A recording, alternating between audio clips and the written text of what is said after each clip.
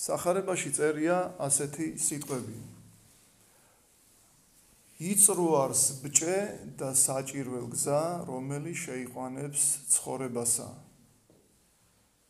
და მცირედნი ადგანანო აი ამ გზას.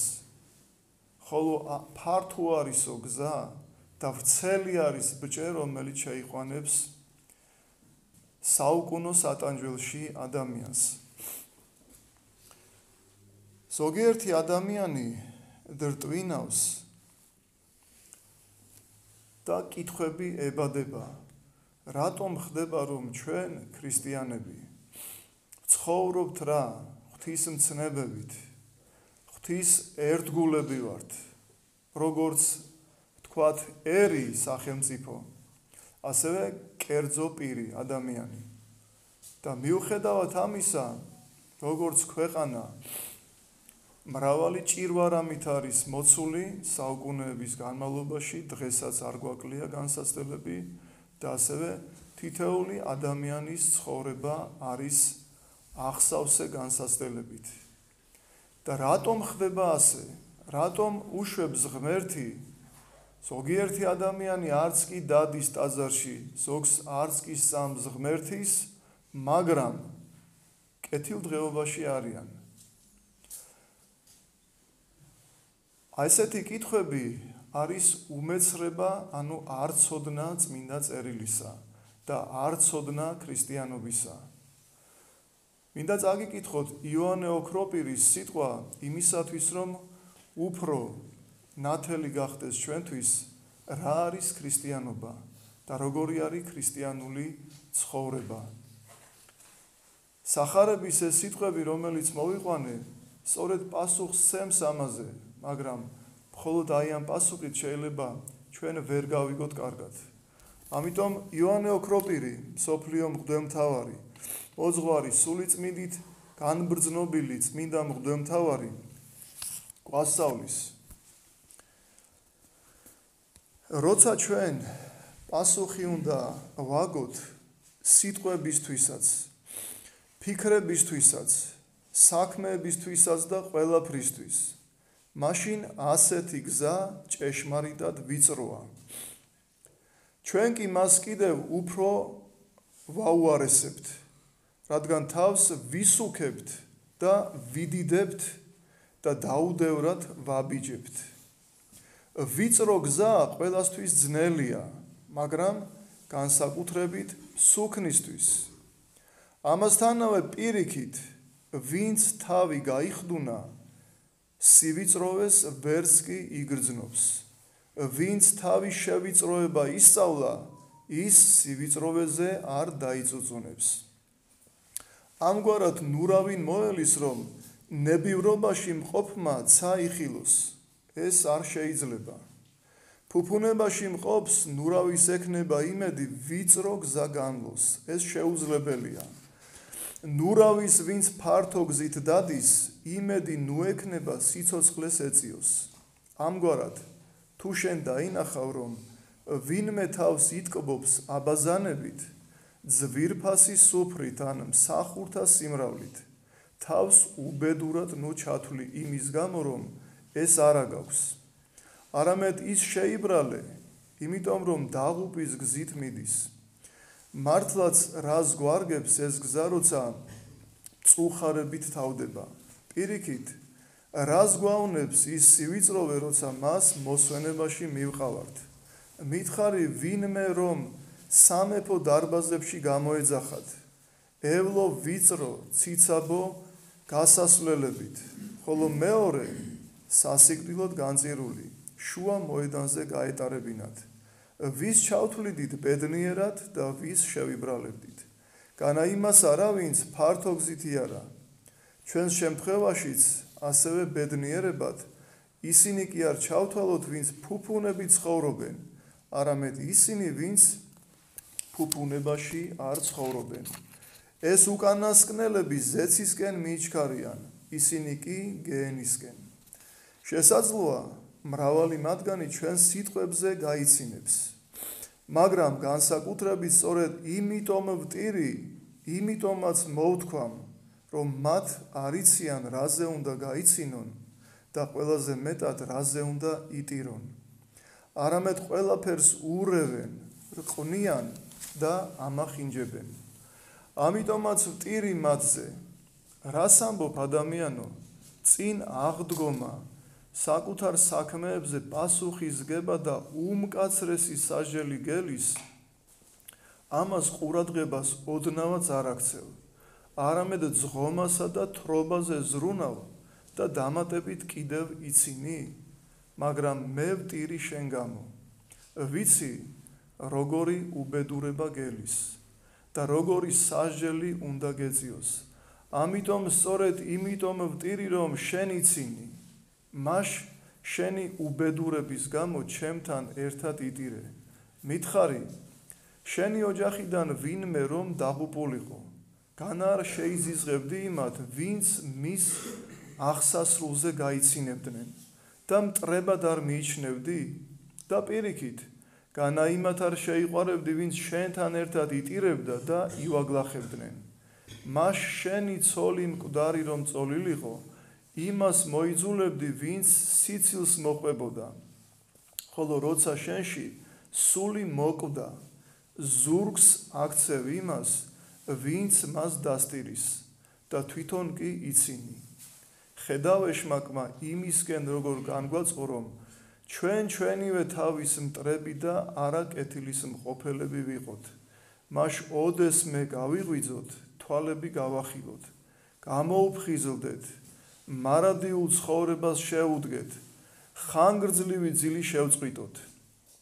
არის სამჟავრო, არის სასჯელი, არის აღდგომა და საქმეების გამოძიება, უფალი ღრუბლებზე მოდის, როგორც ფსალმუნებში წერია, ცეცხლი მის წინაშე აღატყდეს და გარემოის მისა გრიგალი ფრიად. ანუ მის წინაშე დაინთოს ცეცხლი და მის გარშემო გრიგალი ამოვარდეს. მის წინაშე ცეცხლოვანი მდინარე მოედინება, უკვდავი მატლი, დაუშრეტელი ცეცხლი, უკუნის სიბნელე, კბილთა ხრჭენა. ამის გამო თუნდაც 1000-ჯერ დაღონდეთ, ამის შესახებ ლაპარაკს არ შევწყვეტ.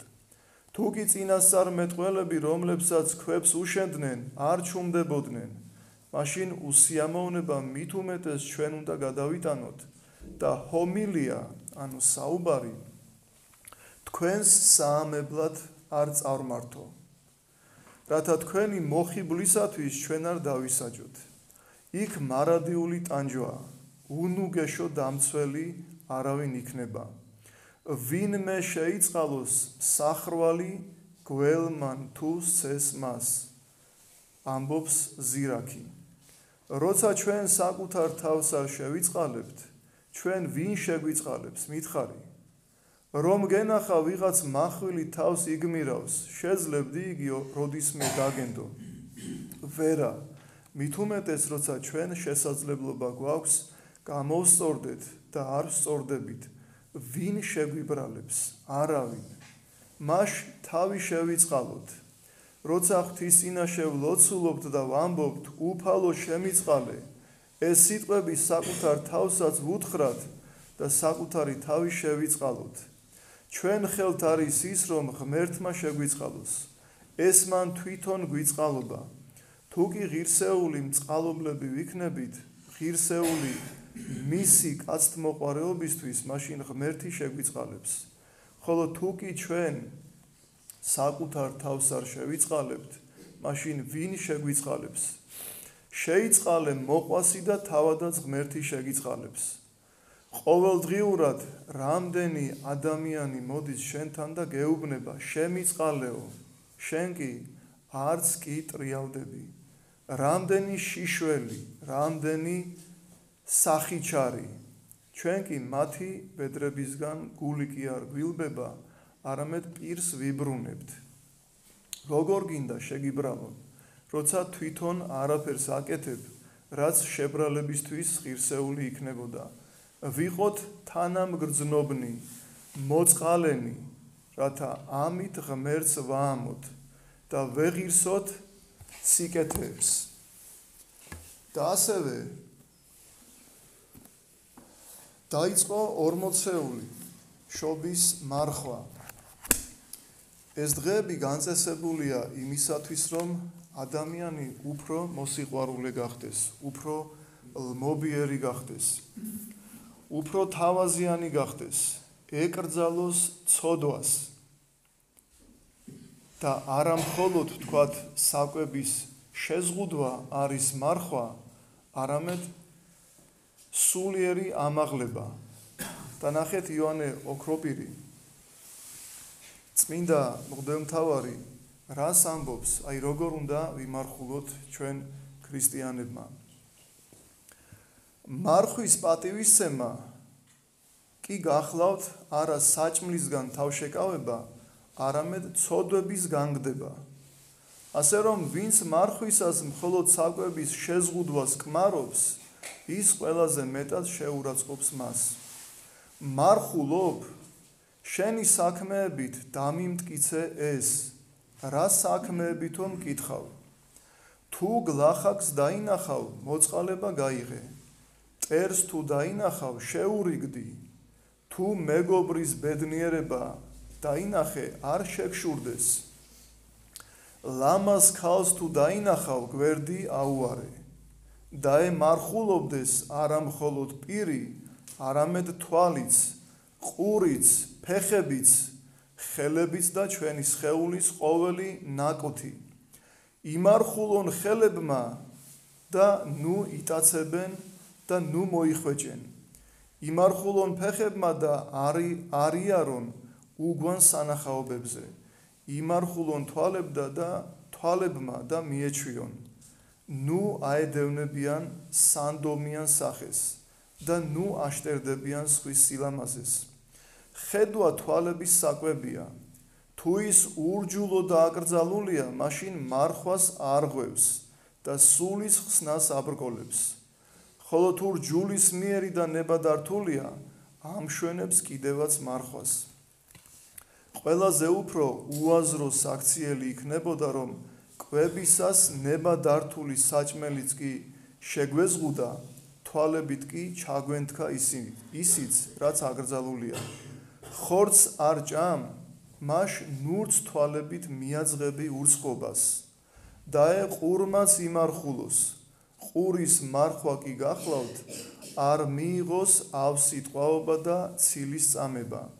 ღვთისსიტყვა ამბობს, არა შეიწყნარო სასმენელი ამაოი.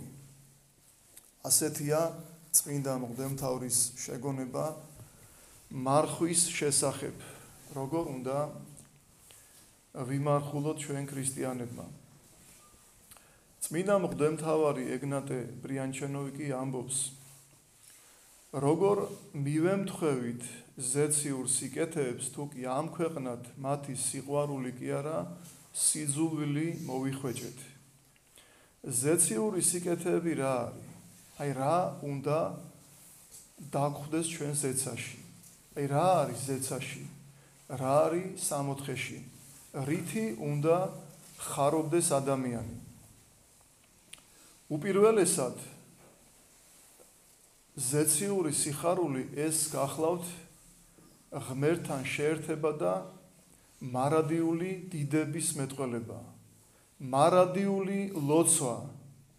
სწორედ ლოცვა, როდესაც ადამიანს აქ არ უყვარს და მისთვის ყველაზე საძნელოა, ეზარება, არ უნდა, მაშასადამე როგორ უნდა ილოცოს იქ მარადიულად?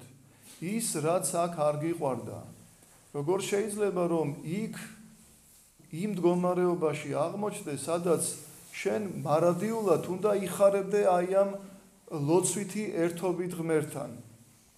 როგორ შეიძლება ეს მოხდეს? ეს შეუძლებელია.